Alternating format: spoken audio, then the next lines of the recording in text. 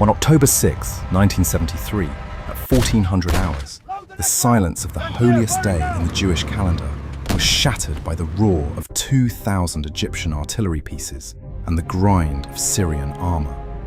But the true existential threat facing Israel wasn't just the surprise assault on two fronts. It was a mathematical catastrophe unfolding in the rear supply depots. Within the first 72 hours of high-intensity combat, the Israel Defense Forces were burning through ammunition at a rate that terrified the general staff. Pre-war calculations, deeply rooted in the swift, decisive victory of 1967, had estimated specific consumption rates for 105mm tank shells and air-to-air missiles. Obliterating numbers. The reality of industrial-scale attrition obliterated those numbers. By October 9th, Defense Minister Moshe Dayan wasn't just looking at a tactical map of lost territory in the Sinai and the Golan. He was staring at a ledger of impending doom. The operational reserves, theoretically sufficient for weeks of combat, were evaporating in hours. The Israeli Air Force, the backbone of national defense, was losing aircraft to dense missile belts faster than they could be replaced, while their own countermeasure stocks dwindled to critical red lines. The nation was facing a scenario that no brilliant tactical maneuver could solve. A total systemic exhaustion of the physical means to fight.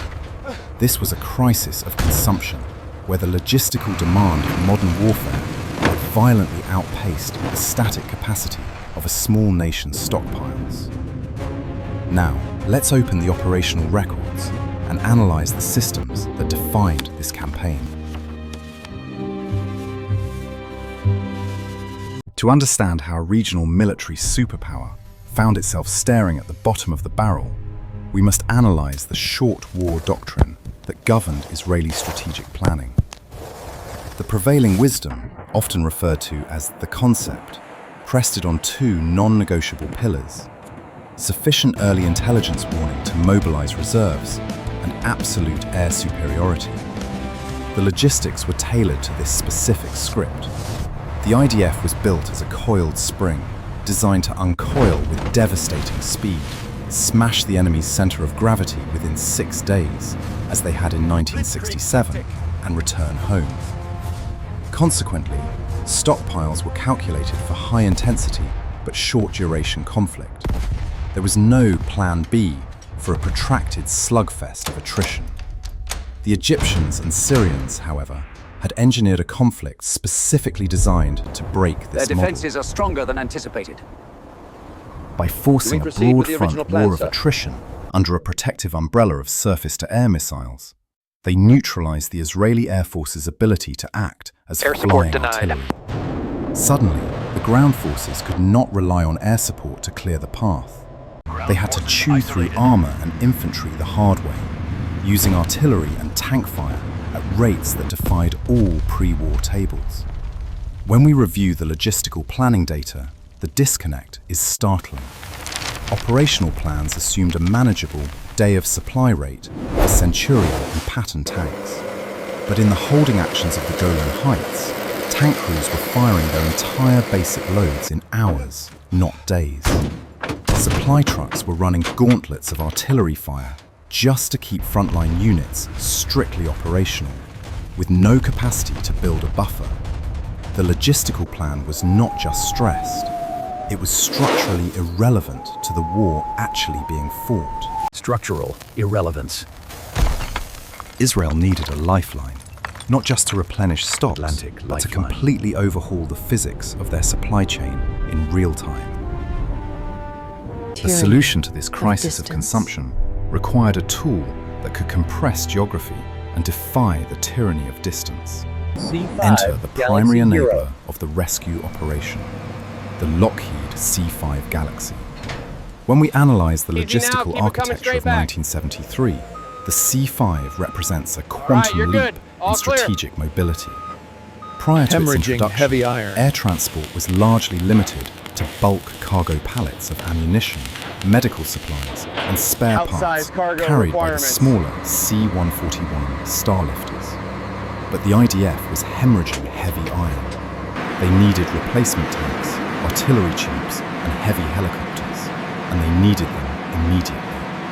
The C-5 was the only airframe in the world capable of swallowing an M60 Patton tank whole and delivering it across an ocean. This plan is unacceptable, However, Admiral. the existence of the aircraft was only half the equation. The operational environment presented a nightmare scenario for mission planners.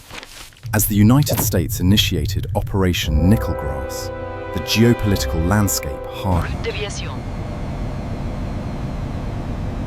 Fearful of an Arab oil embargo, European allies denied the US Air Force landing rights and overflight privileges.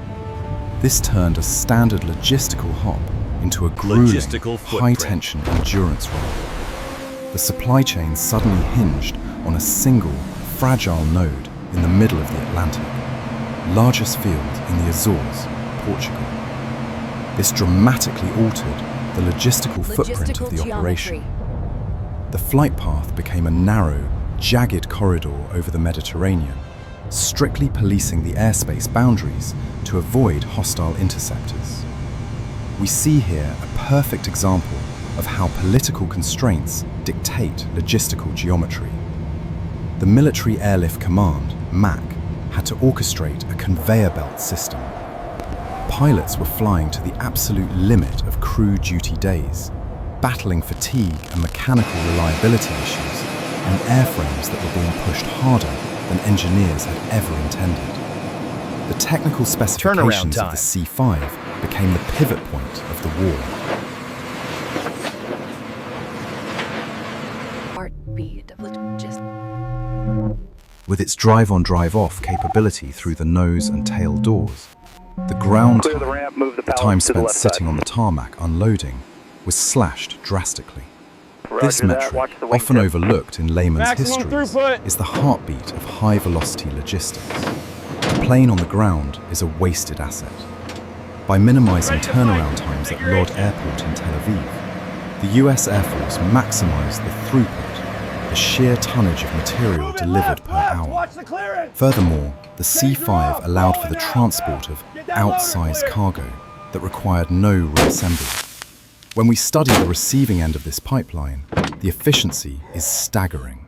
M60 tanks were driven off the ramps of the Galaxies in Tel Aviv, fueled and armed directly on the tarmac, and sent immediately to the front lines in the Sinai and the Golan. In some documented instances, the tanks still bore US Army markings, merely painted over with hasty IDF tactical signs.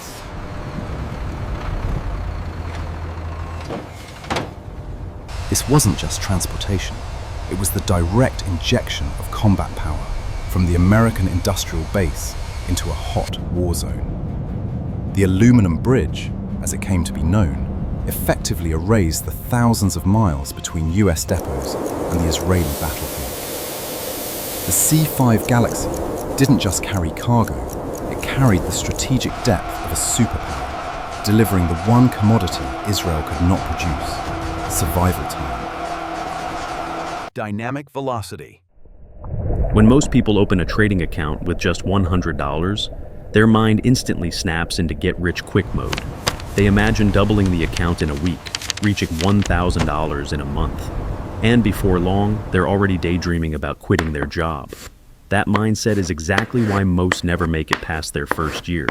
Because turning $100 into $10,000 or even $1,000 has nothing to do with speed.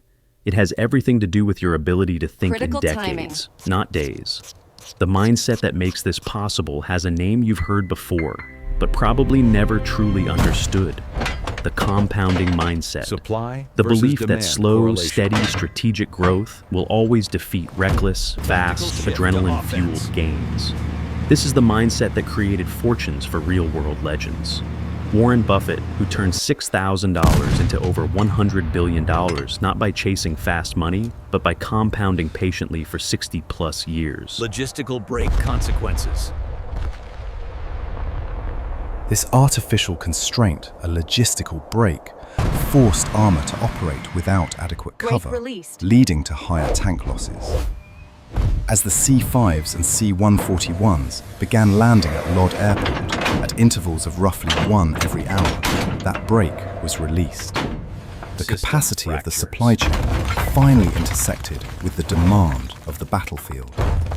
However, the autopsy of this Chaotic operation demand. reveals severe stress fractures within the US system itself. The demand signal from Israel was chaotic, everyone out of the building often now! bypassing standard supply Fire requisition alarm isn't protocols. Israeli attachés in Washington were practically shouting lists of needs. Phantoms, tanks, tow missiles, directly to the Pentagon, bypassing the logistical bureaucracy. This created a push system, where American depots were stripping their own active units in Strategic Europe triage. and the continental US to feed the pipeline. We see instances where equipment was pulled from US Army reserve stocks, creating a temporary readiness dip in NATO forces.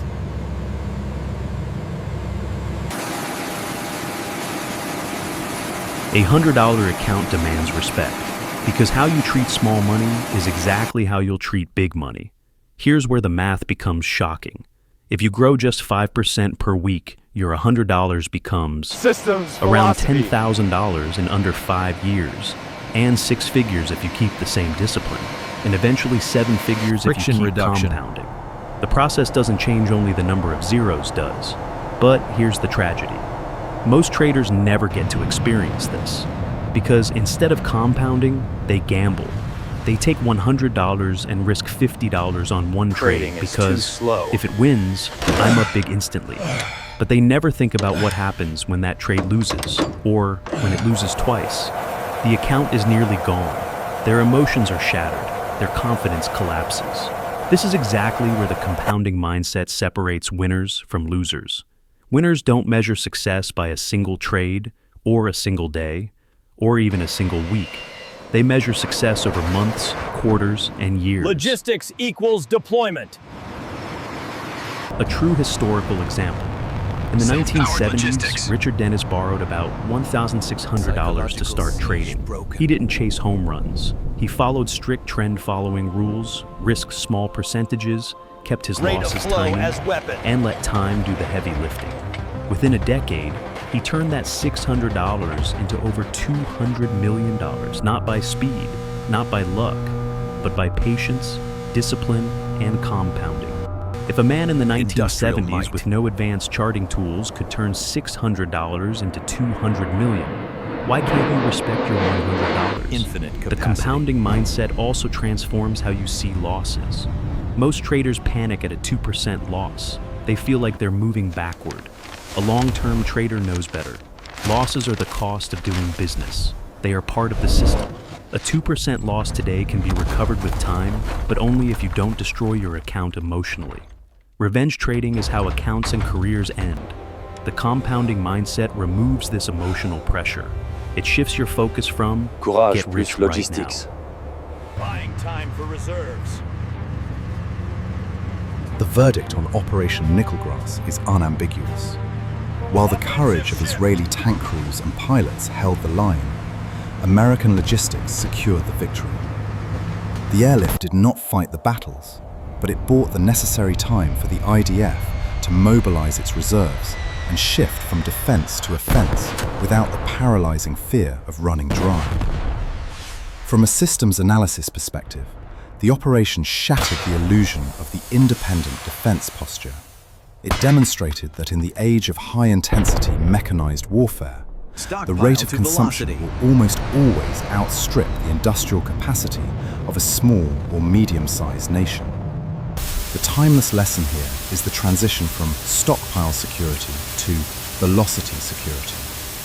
Before 1973, security was defined by how much you had sitting in a warehouse. After 1973, security became Strategic defined integration. by how fast you could move material from a partner's industrial base to the front line. This is the concept Alliance of strategic hard requirement. integration.